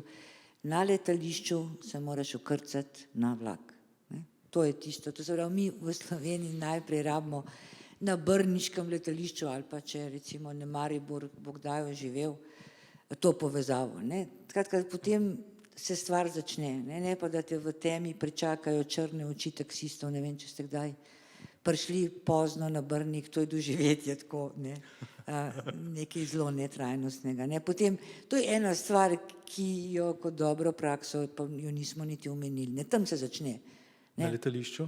Na letališču in potem seveda, tako kot je rekel predhodnik, se za recimo eno karto lahko pripelješ v isti državi naprej. Ne. To se mi zdi je primer, ki marsikje po svetu drži, ampak ko sem pri besedi, bi pa mogoče ne morem čez iz svoje kože. Ne? Sprašvali ste, kaj bo čez 5 let, kaj bo čez 30 let. Ne? Zdaj, mobilnost je samo del turizma. Ne? Mi moramo turizem načrtovati kot tak. Potem je mobilnost ni sama sebi namena. Ne? In tisto, kar se jaz bojim, pa signale, ki jih dobivam iz različnih koncev, da pravzaprav podnebnih sprememb v strategije bodočega turizma se ne vključuje. Ne? Tako da mogoče, če bo kaj časa, tukaj imamo predstavnike občin, ki gradijo tudi zimski turizem še na smučanju, ne? Pa se pripravljajo neke velika vlaganja v smučanje. Ja, če kje tukaj na Kaninu sneg bo, ne? Bohinj je že drugo vprašanje, Krvavca ne bom niti omenjala, Starega Vrha pa sploh ne. Ampak to je samo en primer. Ne. Imamo pa po drugi strani fantastično podaljšanje kopalne sezone, ne, ki jo z prve roke lahko v Bohinju potrdim, da smo včasih plavali od 1. avgusta do 10. Ne. Danes pa od 1. junija, pa najpogumnejši so še oktobra bili noter brez problema. Ne. Pa se še vedno Bohinj 1. septembra zelo sprazni, 1. oktobra pa sploh recimo. Ne. Kratka, v plane, ko gledamo novo trajnostni turizem, dajmo tudi novi turizem o njem razmišljati. Imejmo plan B, plan C. Ne. Zima vemo, da je drugačna, poletje vemo, da je drugačna in tukaj alpski prostor poleti doživlja priložnosti, velike priložnosti, ljudje bojo bežali na hladnejše. A smo na to pripravljeni, a ne? Pa seveda mobilnost še zraven. In zima, ki ni nujno, da bo sezona A. Ne? Tudi v to jabolko je treba ugrizniti, ko je čas. Lahko imamo pa slovensko popevko v hribih, ne? Lahko imamo operne predstave na Voglu. Mislim, malo se hecam, ampak ponudba, ki je drugačna. Ne? O tem bi se mogli tudi po moje pogovarjati. No? Ni bil čist in primer dobre prakse, no, pa so turizmi, recimo Avstrija, ima totalen plan, vsako destinacijo, koliko bo toplejše, scenarije novega podnebja in seveda zdaj turistični ponudniki razmišljajo, kako se prilagajati. Ne. Električni avto je blaženje, recimo ne bi bil prilagajanje pa ne bo nihče nas naredil. Ne? In to tudi ne moremo prinesti vzorce prilagajanja iz Kranjske Gore v Bovc. Ali pa težko, no. Vsaka občina bo precej na svojem mogla svoje inovativnost kljub vsemu pokazati. Ne? Tako da to je slon, ki ga imamo tle noter, pa če ga omenimo ali ne, bo podiral za sabo. Ja, se strinjam in hvala, da to omenjate. Klemen, vi ste prej omenjali vlak. Vem, da v Avstriji vsaj obstaja vozovnica, mislim, da se reče Klimaticket. Kupiš eno vozovnico za ves javni prevoz, če sem prav razumel to. No, to je sigurno en največji dosežkov zdajšnje ministrice, ne, ki mimo grede na sestanke v Rim in v Slovenijo prihaja z vlakom. Ne. Mislim, da to je ena redkih oseb in še ona je Avstrijka, ki tvita na poti domov, kako je lepa pot z vlakom ob Savi. Ne. Tega se ne zgodi pri naših politikih nikoli, to je dejstvo. Tudi če po bohinjski progi, kvečem bojo govorili, da pač po bohinjski progi vlaki vozijo počas, pa temu nič narobe. Ne. Če bi bili mečkam bolj moderni, je ta proga tako lepa, da jo vedno znova lahko doživljaš. Če bi bila tehnično dobro opremljen vlak, lahko to mirno ta čas pol ure do mosta na Soči ali pa tukaj do kanala naprej do Gorice preživiš tudi z računalnikom in podelaš vse svoje e-maile. Jaz si želim, da bi mogoče nekoč male družine se odločile in ostale v območju Julijskih Alp, ne, visoko izobraženi mladi ljudje z družinami, ki bi imeli službe, ne vem, v Ljubljani ali pa celo v Münchnu, hodili enkrat na teden na sestanke v Münchnu nadaljavo, delali od doma, imeli doma mogoče malo kmetijo in se vračali nazaj in del te službene poti opravili na vlaku. Jaz si želim, da bi mogoče nekoč država prepoznala pot na vlaku, recimo, kjer lahko mirno delaš tudi v okvir delovnega časa. Ta Klimaticket je res lep primer prakse, ne, za 1000 evrov si dobite pravzaprav v Avstriji zdaj ves javni prevoz, vključno z avtobusi in vlaki povezan in v tem času to torej zajet. Ne. Skratka, teh kart so prodali več, kot so prvotno načrtovali. Tako da tukaj so sigurno v Avstriji nekaj naprej. Ne. 18,6 milijard evrov bodo vložili v železniško infrastrukturo v naslednjih 6 letih, pa še zdaj, če se peljete z vlakom, Railjetom, jutri grem na Dunaj, to je izjemna vožnja iz Beljaka, torej iz Bohinjske Bistrice, če želite do Dunaja, to traja 5,5 ur, ko bo prebit predor Semering, ne, bo ta pot skrajšana za cirka uro in 10 minut, skratka, te razdalje bodo zelo hitro dostopne. Avstrija zamenja Salzburg, ukine letalsko linijo Salzburg-Dunaj in jo nadomesti z dodatnimi vlaki. Ne. Avstrija, to kot pravi Lučka, naredi pakete z vlakom, ko dejansko oddaš prtljago na vlak in se bodaš na letališče, ta prtljaga je dejansko, kako ste že check-in luggage, čekirana že in ti jo vlak pripelje na avion do tvoje destinacije. Skratka, teh primerov je ogromno, v Švici sploh ne bomo izgubljali beseda. Ne. Zdaj, za nas je pomembno to malo primerjati se z območji, jaz bi tukaj primerjal se z območji, torej naših partnerskih občin v Alpskih biserih, sigurno drugo malo večje območje, ki je zelo identično našemu, je Berchtesgaden, ne? Podobno zadevo, podobno občino, podobne egoti kot občine in sodelovanje, ki mora biti vzpostavljeno. Tako da tukaj so primeri dobrih praks. Bi pa vseeno še na koncu omenil, da je en primer dobre prakse, ni to neke vrste samohvala, ampak moramo si priznati, no, so pa tudi Julijske Alpe. Ne.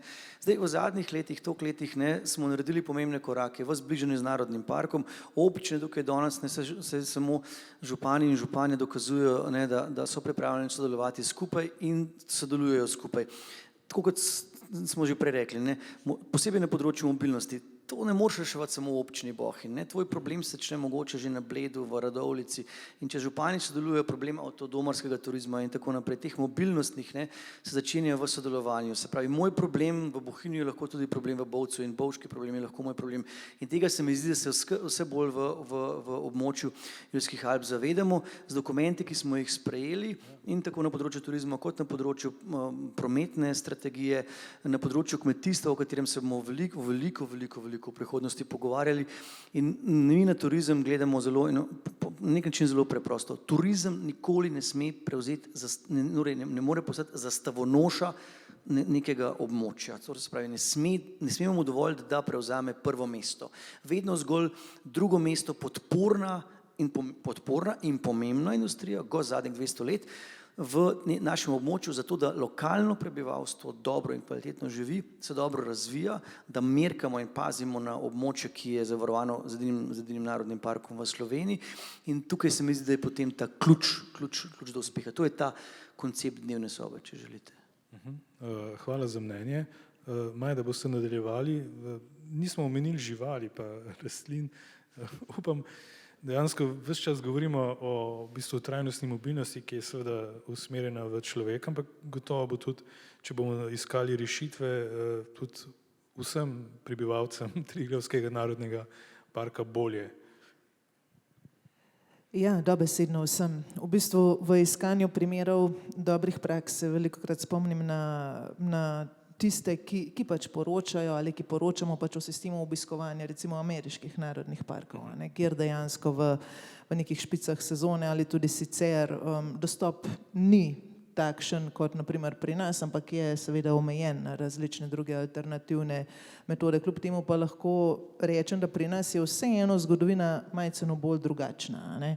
In ja, seveda živali in rastline, vendar ne nazadnje tudi človek je v tem območju prisoten tisočletja, v Ameriki pač je ta zgodovina malce drugačna in vseeno sem mnenja, da če govorimo o tem, tukaj se bom bolj osredotočila na mikro, se pravi na Julijske Alpe, ne na to, kako ljudje od drugod že pridejo do sem, res bo nekako urejeno, ko bomo vzpostavili pogoje in hkrati osvestili v glavah, da če grem na obisk Narodni park, pač parkiram ali v Tolminu, ali v Radovljici, ali na Bledu, ali na Jesenicah, ne nazadnje, in se odpravim na Triglav.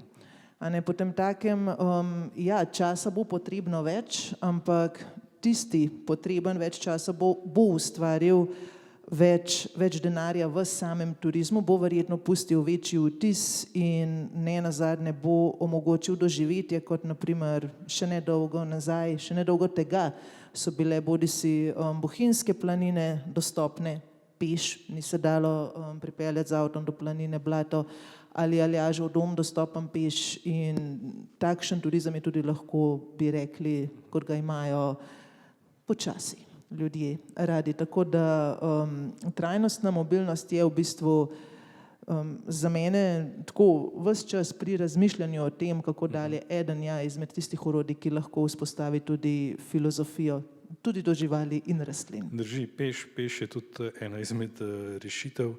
Iščemo dobre prakse. Zdaj se spomnim, imamo tudi različne standarde. Recimo vem, na Novi Zelandiji poln kamp pomeni nekaj povsem drugega kot v Sloveniji. Praktično na pol prazen, morda so tudi v to smer kakšne rešitve, ampak Miro, Klemen je omenil avtodome, mogoče z tega področja kakšna dobra praksa, vem, ali pa se mi zdi, pa me popravite, da je tudi recimo, to je vrsta turizma, ki je dobrodošla, ampak tudi povzroča konflikt v okoljih. Zdi se mi, da so recimo z avtodomom ni ravno lepo, če se pripeljemo ravno do reke ali do krajev, ki so še posebej občutljivi. Zdaj vem, da je to hudo vprašanje s težkimi odgovori in si ne bi drznil biti tisti, ki bo sodil. Dejstvo pa je, da mogoče avtodomarji odpirajo eno področje, ki mu govorimo nedotakljivost za domačine. Niso vsi domačini veliki prijatelji turizma in je treba upoštevati, do katere točke mi turiste spuščamo.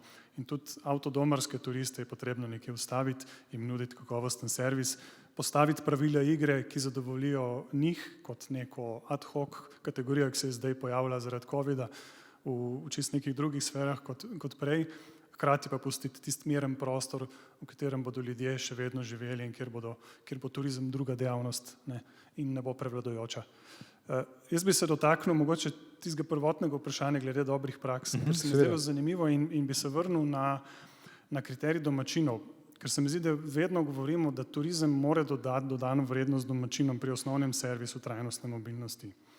In meni blizu je izkušnja iz avstrijske dežele Vorarlberg, to je najbolj zahodna, najmanjša dežela, ki meji na Švico, na Liechtenstein, skratka ima neke podobne karakteristike kot mogoče ta naš del Julijskih Alp. če pozabimo na bruto dodano vrednost v njihovih denarnicah, pa vendarle. Meni je bilo všeč njihova filozofija, ko je dežela in občine, ki financirajo javni prevoz, so hkrati postavili tudi pravilo, da ima občina svojo floto, svoj vozni park. In ko kadarkoli, kdorkoli iz vrtca, šole, centra za socialno delo in tako naprej, gre nekam službeno, najprej poišče avtobusno povezavo, če te ni službeno vozilo in če tega ni na podlagi posebne odobritve, lahko šele vzame svoje osebno vozilo. In to je standard, jasna pravila, ki funkcionirajo.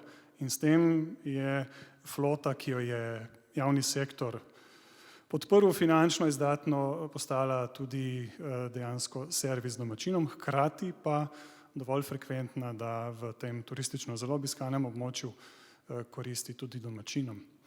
Prej sem pozabil omeniti, pa bi kar zdaj izkoristil priložnost, da smo letos ob dnevu zemlje na PRC-ju izdali eno tako zloženko oziroma zbirko razglednic, ki smo jo poimenovali Podnebni bonton. Delimo dobre prakse, zato sem se zdaj spomnil. In noter je, 15 rahlo ironično zapisanih stvari, ki jih počnemo v življenju vsak od nas in ki bi lahko spremenili in si izboljšali kakovost življenja, hkrati pa precej prispevali k temu, da se kakšna izmed negativnih stvari zmanjša in izboljša za vse nas v tej okolici. Na zadnji strani se je znašla misel podnebnih sprememb ne bomo rešili s čivkanjem.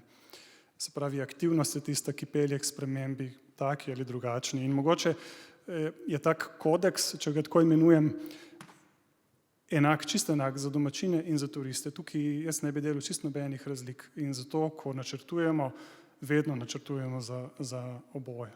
Tudi v kontekstu trajnostne mobilnosti. Se popolnoma strinjam, hvala, da ste to omenili. Mogoče še vedno iščemo primere dobrih praks. Pa hkrati, seveda, kmalu bo že napočil čas za zaključno besedo, pa bom pogledal po občinstvu, če je kakšno vprašanje, oziroma vas prosim, da dvignete roko, pa boste dobili besedo. Jaz bom zelo vesel in tudi bomo vsi vključno z gosti oziroma panelisti veseli, če boste kaj vprašali, tako da prosim, pa pričakujem še kakšno vprašanje. No, jaz bi omenil eno dobro prakso, ne v prostoru, ampak druge, ampak v času druge.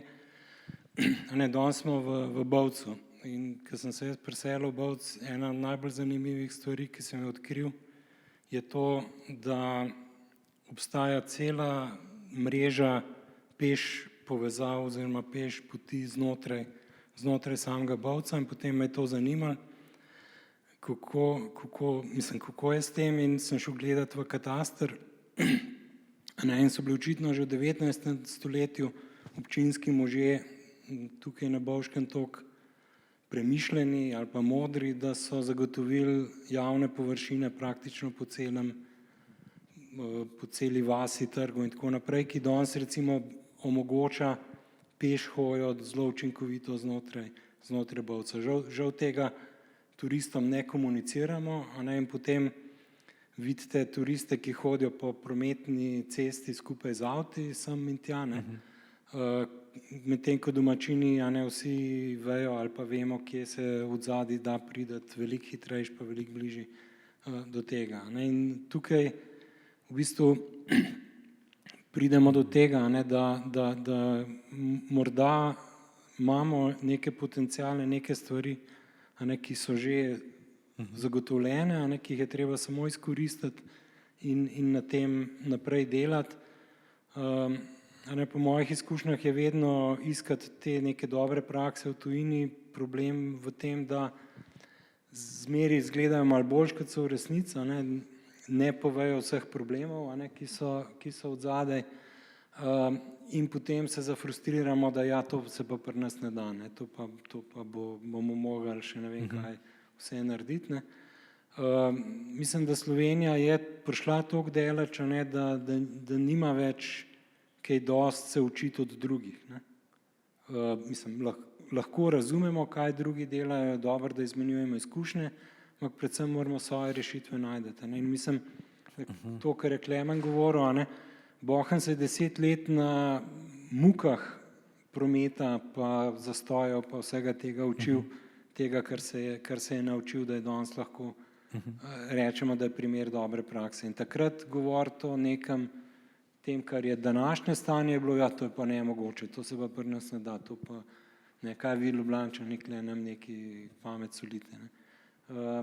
Ampak zdaj se je pač nekaj razvilo, ne, in tako se bo najbrž v vsaki turistični destinaciji razvil in glede na to, kar se dogaja tudi z korono, pa z vprašanjem, kaj bo sploh z letalskimi prevozi v prihodnje, ne, mislim, da je čas za na novo postaviti neke vrednote v turizmu, pa neke pristope in tako naprej. In trajnostni prihod na destinacijo gotovo je eno vprašanje, ne, pa potem gibanje znotraj destinacije, ki mora biti čim bolj peš s kolesom ali pa z javnim prevozom, ne vsak premik z avtom. Torej, jaz upam, da bo veliko vplivnežev, kot ste vi, se pravi, mi smo tisti, ki lahko koga navdušimo, vsekakor pa, kot ste vi dejali, gre tudi za vrednote in načine in naše vedenje, ki mora biti trajnostno in skratka samo čivkanje in govorenje o tem ne bo pomagalo. Občinstvo zdaj nagovarjam oziroma gledam, tam je mikrofon, pa vas prosim, da dvignete roko, gledam župane ali pa, imamo. Lahko komentar, vam se ne bo treba predstavljati, ker vas že poznamo, ostale bom pa prosil. Bom zelo kratek. Mislim, takrat sem se posmejal, ko je Miro rekel, da sta dva turista v Logu pod Mangartom čakala, da prije avtobus. Menda sta še zmeraj tle. Ne. Če hočeš z Bovca v Novo Gorico iti, imaš 3 avtobuse. Govorimo v Logu pod Mangartom. 3, če si slučajno ob 10 naročen v bolnici, moraš iti v 5 ur zjutraj z avtobusom. Tako da ne ostane druga kot avto ali pa to, kar smo občine zdaj v glavno vse organizirali, da vozimo ljudje. Tu je problem, zato mi je žal, da danes ni tukaj ljudje, ki o tem odločajo. Če se dotaknem Vršiča, s Kranjsko Goro 7 let sofinanciramo avtobus, občine sofinancirate avtobus še v juniju in v septembru. Turist ne more razumeti, da zadnjega avgusta avtobusa ni več. Zato so se zmenila s kranjskogorskim županom, razliko v temu financiramo mi. Zato, da smo pa dobili denar od Triglavskega narodnega parka, ki je bil zakon sprejet 2010, smo se borili pa 11 let. Žal pokojni, ki si je največ na tem naredil, ga ni več. In danes imamo, da lahko občine vlagamo in da tudi sofinanciramo. Miro Cross-Mobi projekta ni več, tako da je ostalo vse na občinah, pa ta denar denega, kamor hočeš. In ministru sem enkrat rekel, ko smo bili v Cerknem, da včasih imam občutek, da ne živimo v isti državi. Poglejte, a mislite, da mi, župani tukaj, se ne želimo imeti kolesarskih povezav čez in čez? Na tej cesti jih ne moreš imeti. Če hočeš narediti kolesarko, naletiš na 1000 težav lastnikov parcel, kar ima, in drugo, kar je, grem po Kopru, po Izoli, po Ljubljani, pa tiste kolesarke so speljane po križiščih tu, zato, da bomo letos delali kolesarsko povezavo z Bovca v Česočo. Ma 3-krat sem imel tukaj predstavljevalca varnosti, pa neke merilce hitrosti, pa vse, da smo sploh dobili dovoljenje. Lejte, s tem se župani ukvarjamo, tako da ni vse tako rožnato, pa tudi, da mi ne bi želeli tega, ne, samo toliko. Ja, hvala za ta komentar. No, lep pozdrav vsem, župan Bohinja. Jaz bom se pridružil tej vaši debati in pa debati kolega župana Bovca. Jaz bi rad nekaj povedal, ker ste debatirali o prevozu in pa dobrih praksah. Jaz bom tako rekel, ko gledamo pri nas v občini potrebe mladine, nam vedno in vedno, meni in pa seveda tudi kolegu rečejo, da nam uhajajo mladi, ker nismo nič poskrbeli za to. Ja, stanovanja so tista, kjer so za mlade in je nujno, da jih imamo, ampak mobilnost, bom rekel, moderna mobilnost, ki je že bila omenjena, recimo je na drugem mestu in to zelo visoko, Kajti moje mnenje je, da če bi imeli, recimo gledam zdaj za svojo občino Bohinj, modern vlak dopoldan zjutraj, ko odpelje ljudi na posel v Ljubljano, ker bodimo pošteni, kar velika večina jih hodi izven občine in se potem vrača nazaj, bi veliko mlajših ostalo tudi v Bohinju, ker veste, ko greš velikokrat skozi Bled poleti in pa se vračaš po 2 urah vožnje, marsikomu prekuri, kar jaz rečem. Druga stvar je tudi ta, ko delamo napako mi občine, ko odpiramo parkirne prostore, recimo, ko se pelješ do Bleda, Radovljice ali pa Lesec, tam je potrebno parkirni prostor plačati in tem ljudem, ki so prišli z avtom in avto tam pustijo, pa grejo na vlak, naredimo prepreko, ne morejo koristiti vlaka. Potem bi tudi dal pripombo na to, da je mehka mobilnost lahko tudi poceni, jaz se strinjam, vendar naša izkušnja je, ki smo se kar nekaj let trudili, da je zelo draga, vendar bom rekel, da so končni cilj ali pa pridobitve, ki jih pa imamo s temu, bolj vredne in pa se splača v to vlagati. Mi smo se kar nekaj let trudili in moram reči, da nam je uspelo, še vedno se učimo, še vedno se trudimo, je pa nekaj važno. Mi moramo pri svojih ljudeh, pri svojih krajanih doseči, da bojo upoštevali to mehko mobilnost, da bojo oni dobili ali pa to naučili se zopet nazaj, tako smo včasih hoditi na avtobus, vlak. Tukaj pa pogrešam jaz veliko vlogo države, kajti mi smo jih že velikokrat prosili, da nam pridejo na pomoč z linijami, z dodatnimi linijami, vendar to nismo bili nikoli slišani. Tukaj pogrešamo državo, da bi nam in našim vaščanom dala linije, turisti bi se nam prilagodili sigurno. Ker ko gremo v tujino, se primerjamo, rečemo super je v Avstriji, vendar tam v Avstriji imaš pot zaprto. Do tukaj z avtom, od tukaj naprej vlak, avtobus, kolo.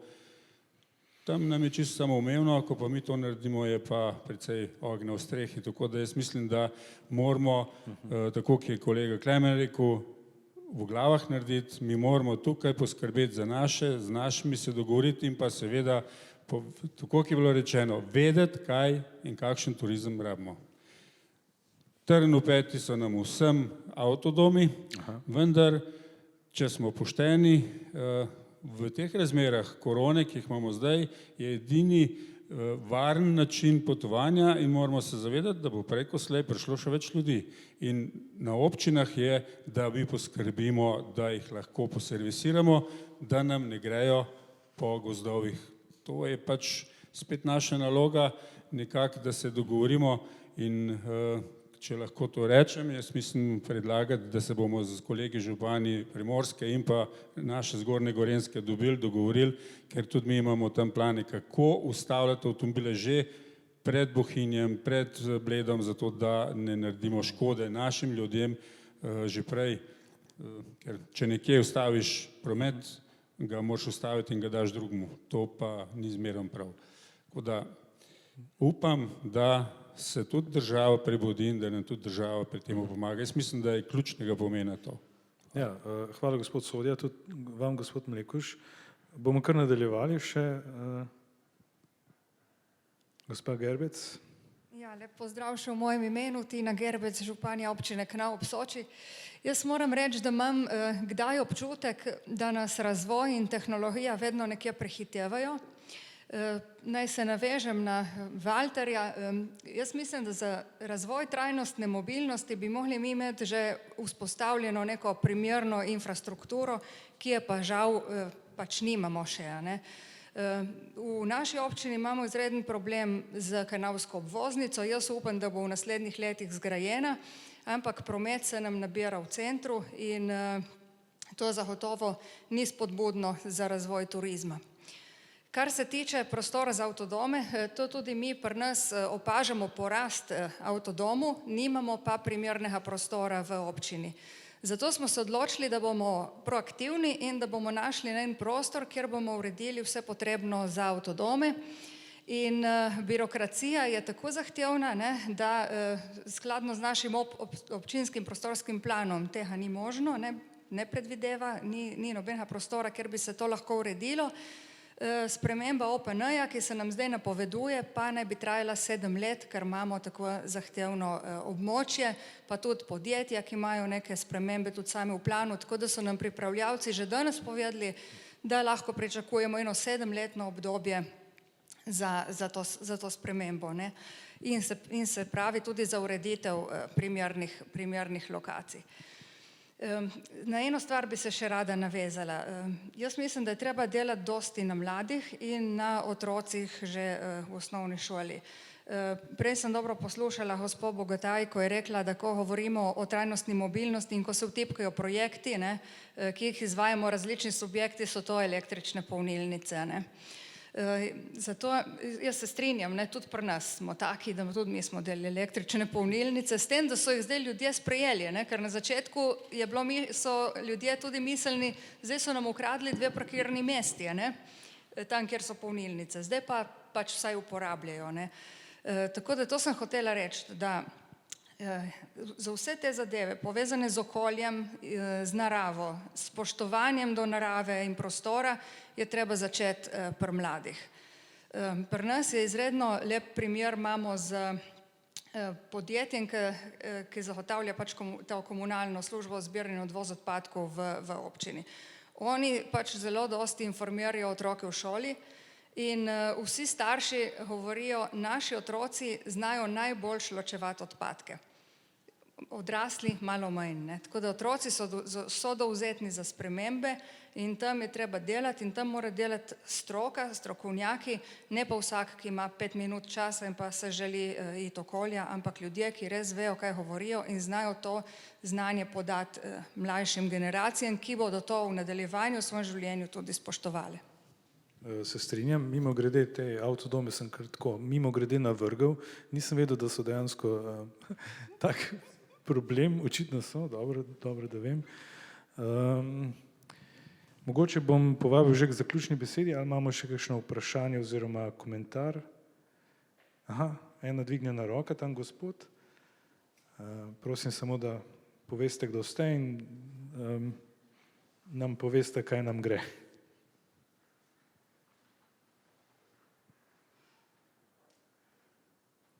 Jaz sem Janez, mene moti na občinah, da pa predvsem v turizmu, da imamo vse v tujem jeziku napisan. Prvo moramo pisati slovensko, potem napišemo gor cimer, pa romsko, pa tako naprej. Ne vem, kdo je to v redu. To ni prav. A živimo v Sloveniji, a smo se predali tujcem. Morda to nima veze s vašo debato, kot je bila tle. Hvala lepa. Najlepša hvala. Gospod Janez, ste rekli. Mogoče ni povezano, ampak če spomnite na težavo, ki so jo slišali župani, se mi zdi, da niste nič zgrešili in se vam zahvaljujem. Mogoče še kdo dviga roko? Ne vidim. Mogoče ne vidim zato, ker mi v oči svetijo luči, torej so žarometov. Ne, ni vprašanj, nič pa vas bom pa zadnje vprašanje. A smo kaj pozabili? Lučka, bom začel pri vas. Ja, verjetno, ne, to je velika, široka tema. No, mogoče dve stvari. No, prva stvar, ki mene muči osebno je, da povsod govorimo o omejevanju turistov, ne, tokov, zapiranje cest, državnih cest, ne, nič pa ne pogovarjamo se o kriterijih, kako bomo to omejili. Recimo, česar se jaz bojim, je bilo tudi recimo, ne vem, da pa če mogoče da boh in mehen tudi cikam, ne, ko bomo podražili parkirišča, a ne, bo pa manj avtov. Ma kaki? Ne, lahko po moje parkirnina 10 € na uro. Samo avti postajajo vse bolj nobel, ne. So pa BMW-ji, pa ne vem kakšni. Skratka, bogati ljudje bojo pa 50 € dali, ne. To se pravi, s tem, ko to naredite, revež ne pešači, a ne, to bogat bo prišel. Ne, omejevanje, kako ga narediti, o tem se moramo pogovarjati, ne, recimo gospa je omenila ameriške parke, tam je bila omejitev, prvi pride, prvi melje, vstali smo ob 3 zjutraj, ne, da smo bili ob 4 zjutraj tam, ker do 4:30 so še spuščali, potem so zaprli, ne, recimo. Druga možnost je loterija. Ne? Loterija, imamo prostih v Bohinju 1500 kopališčnih mest, ne? Kdo ima pravico do tega, tisti, ki ima več sreče. Namreč, če bomo šli samo na denar, potem bomo prišli na butičnost, ne? Nimamo pa razdelanih kriterijev. A imajo mlade družine prednost, invalidi, ne vem, provociram, ampak tega se nikoli nismo zmenili, ne? Je pa jasno, da bo to treba. Pa še en strah me preveva, to bi mogla biti pa mogoče, ko smo govorili samo danes o mobilnosti, nič nismo govorili o prehrani, ne? Mi kot v Sloveniji zdaj kulinarična destinacija, ne, smo, kaj turistom ponudimo za jesti? A res ponudimo lokalno hrano ali je spet cenenost pa potem, ne, končen koncev tudi pri predsednikih republik in vlad smo že avstrijske čaje pa mede pil, ne? Mislim, o tem bi mogli govoriti, pa čisto zadnjo stvar, no, zelo velik pritisk čutim na STO, na turistični sektor z strani digitalizacije, ne. Kamorkoli pridem, slišim, da bo digitalizacija pa rešila probleme slovenskega turizma, ne. Seveda imamo zelo propulzivno ministrstvo, propulzivne mogoče povezave, ampak da prvo moramo stvari pošlihtati, narediti vse te karte, na koncu jih bomo pa še digitalizirali, ne. S tem začeti v kaosu rahlem, ki ga imamo, pa jaz ne vidim. Tako da malo sem skeptična in moramo se enkrat tudi zmeniti, ne, digitalizacija pride bolj na koncu, ne na začetku, ne. Oziroma pri kakšnih stvareh, povezavah je pa sigurno dobrodošla, ampak milijoni odtekajo v digitalizacijo, ne, ne vidim pa milijonov za železnice recimo, ali pa parkirišča ali pa ne vem karkoli drugega. No, to je gotovo zdrav. No, to smo sigurno pozabili, ampak to so velike teme, ampak naj bojo vsaj izgovorjene, da so potrebne, o njih se tudi pogovarjati. Se mi zdi, da že planiramo pot za naslednjo okroglo mizo, ampak se strinjam, Lučka, ta skepticizem seveda je zdrav in še kako potreben v tem okolju. Klemen? Bom se navezal na Lučko, ker sem vedel, da se bova izzvala, ne, sam še ene stvari ni povedala.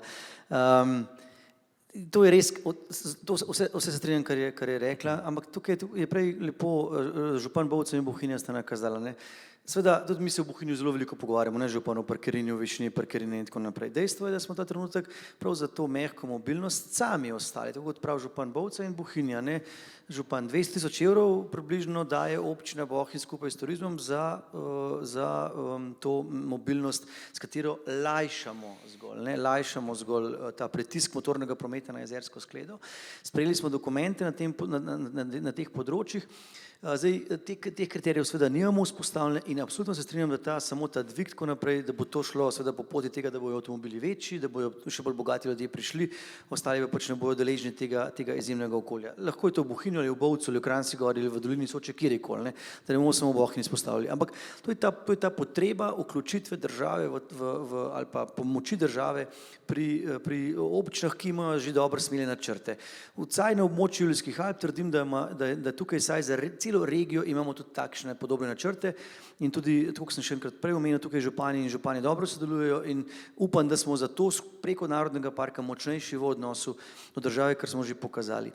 Druga tema, ki jo je Lučka izpostavila, absolutno je hrana, oziroma v našem primeru v Julijskih Alp je to velika tema za naslednjo tako okroglo mizo, je kmetijstvo, seveda, ne. Ne gre samo za to, za kmetijstvo, za hrano, gre za kulturno krajino, ki je turistični produkt non plus ultra, ne, zato govorimo o tem inovativnem turističnem produktu. Vendar kulturne krajine sam po sebi ne bo delal turist, ampak je bo delal domačin, lokalni prebivalec, posledično pa bomo iz tega lahko jedli dobro in kvalitetno hrano. In to se mi zdi, da moramo nagovoriti in naj tukaj vseeno izpostavim, mislim, da smo ena prvih turističnih organizacij, tudi žegnom našega župana, ki smo odprli na Zavodu za turizem oddelek celo za kmetijstvo, za povezovanje kmetijstva in turizma, prav v tej luči, ne, tega pritiska, tega, da turizem, da dejansko so tudi druge panoge pomembne, da jih razvijamo, da ni vsak rojen za turističnega delavca, kar je danes samo po sebi umevno, iz tega naslova potem pa seveda pridemo do tega spoznanja in zaključujem, da nas bo digitalizacija rešila. Ne bo nas rešila. Turizem smo ljudje, pika amen, gostoljubje ni v odnosu z mašino, ampak v odnosu s človekom, pika. Hvala lepa. Hvala. Hvala tudi, ker hrano omenjate čisto na koncu, sicer bi bilo malo teže voditi okroglo mizo. Majda. Ja, velikokrat recimo, ko razmišljamo o obiskovanju gorskega sveta, recimo v tem trenutku v bodoče, imamo faktorje, ki dejansko govorijo vsi v prid konstantnemu povečevanju obiskovanja gorskega sveta. Imamo podnebne spremembe, ki nas pač silijo v hladnejše kraje. Imamo korono, ki nas sili v naravno okolje. Danes biti fit je dejansko moto, torej da pač preživljaš prosti čas nekje v naravi, tako da dejstev je res ogromno. In za celoten alpski svet so napovedi o konstantni rasti obiska. In dejstvo je, da pač na te stvari je seveda fajn biti dobro pripravljena. Zdaj, ko govorimo o Julijskih Alpah, jaz sicer ne bi rekla, da smo, slišali se bo zelo ekstremno, da smo za luno. Sploh ne. Tudi recimo poleti, tudi če greš, ne vem, v Berchtesgaden, so dotične soteske zelo primerljive, kaotično obiskane, promet in to, vendar to so pač dejstva, ki pritičejo neki sončni avgustovski nedelji, kjerkoli v Alpah že smo. Dejstvo pa je, da seveda se vse to da omiliti, tako da tudi za vnaprej sem prepričana, da v sodelovanju z deležniki se bo to dalo. Lahko pa tudi mogoče repliciram na to, na samo cenovno politiko. Je seveda to v veliki odvisnosti od tistega, ki seveda z dotičnim parkiriščem upravlja, vendar lahko pa rečem, da recimo za primer državnih cest, ki jih imamo, bo veljalo tudi v bodoče in tukaj gre dejansko velik plus državi. Cestnin na državnih cestah ne bo, vsaj ne naprimer v takšnem klasičnem smislu. Namreč, če vzamemo za primer Mangartsko cesto na območju občine Bovec, ta cesta ima letos že drugo sezono zelo uspešno, kljub porodnim težavam, izvajan precej strog prometni režim. Na vrhu, tik pod zadnjo zaporo, je nekje do 100 parkirnih mest.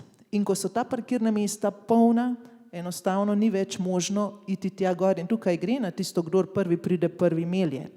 Seveda, avtobusi so tisti, ki so dragi in ki jih skupnimi močmi pred sezono skušamo vzpostaviti in prepričana sem, da bo podobna politika ostala na vseh državnih cestah. Torej tudi v Vratih bo podobna politika, kdor prvi pride, prvi melje. Zagotovo je pa treba vzpostaviti takšno finančno politiko, da se potem ti avtobusi krijejo iz sredstev, ki v to prihajajo. In tukaj je seveda konkretna pravna podlaga, ne nazadnje tudi Zakon o ohranjanju narave še vedno govori, da je v bistvu narava dostopna vsem. Tako da tukaj določene zelo koristne ostanke socializma, sem prepričana, bodo ostali tudi še v bodoče. Ja, želimo si, da je narava dostopna vsem in pravično, torej ne samo tistim, ki imajo avtomobile, ampak tudi tiste, ki se udobno počutijo na vlaku in na avtobusu. Miro? Zdaj, jaz prihajam z Posoškega razvojnega centra in pogosto vprašanje, kaj pa razvijate. Pa sem jaz dolgo razmišljal, sem že kar nekaj let tam, pa sem se odločil, da je najboljši, najkrajši odgovor je kakovost bivanja. Sicer zopet vprašanje, kaj pa to je, ampak o tem ne danes. Pa si bom sposodil zdaj slogan Cipre, ki je živeti v Alpah. In mislim, da se za tem sloganom skriva superlativ življenja v Alpah, ki je po mojem superlativ kakovosti bivanja v Evropi. Ob vseh problemih, ki so jih župani naštevali, na koncu koncev, jaz tudi tukaj živim v tej dolini in lahko potrdim, da to je kakovost bivanja, ki postaja vedno večja prednost v današnjem svetu. Danes smo govorili o trajnostni mobilnosti, zdaj smo odprli še nekatere druge teme in če bomo uspeli slišati te stvari, o katerih Lučka govori ne samo danes, ampak že kar nekaj let, potem bo ta kakovost bivanja ostala relativno na visoki ravni. Če ne bo pa padala in ukrepi vezani na trajnostno mobilnost, na naše vere, na kulturno krajino, na razumevanje sosedov in tako naprej, so odgovori na ta vprašanja. In če sem za konec malce konkreten, Ti prevozi, s katerimi sva začela, so bili plod enega čezmejnega projekta, ki se zaključuje, kar pomeni, da sredstva so bila porabljena.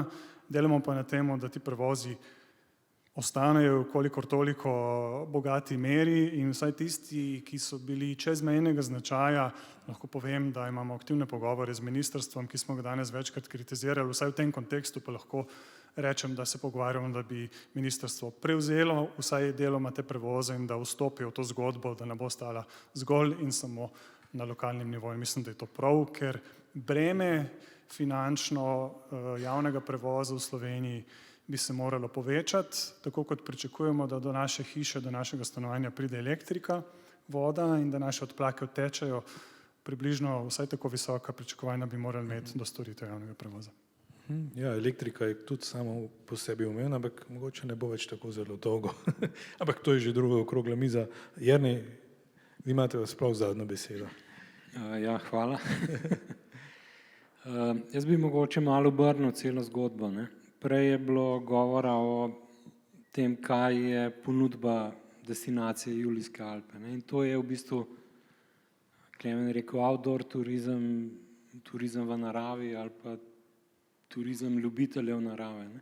Sem hodijo ljudje zaradi doživljanja narave.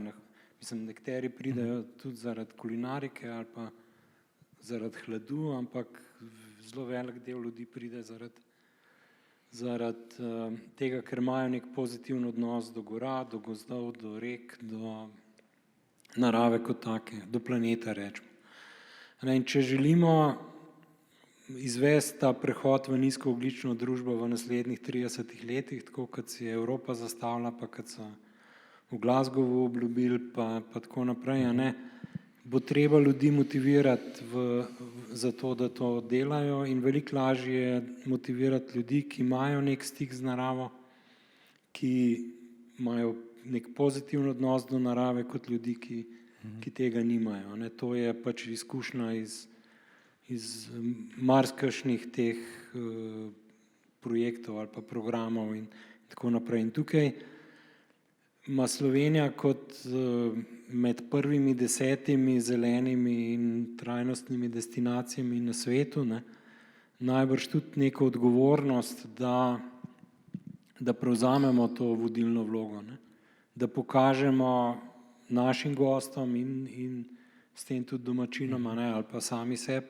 čeprav že v bistvu te vrednote že v veliki meri sami imamo, ne, da se pokaže, da je vredno nekaj narediti za bolj trajnostno prihodnost, ne. In seveda je tukaj cela vrsta storitev ali pa infrastrukture, stvari, ki jih moramo še narediti, ampak moramo na to, mislim, da ne moramo zaradi, ne vem, podnebnih sprememb reči, ja, zdaj pa ne bo več turizma, ne.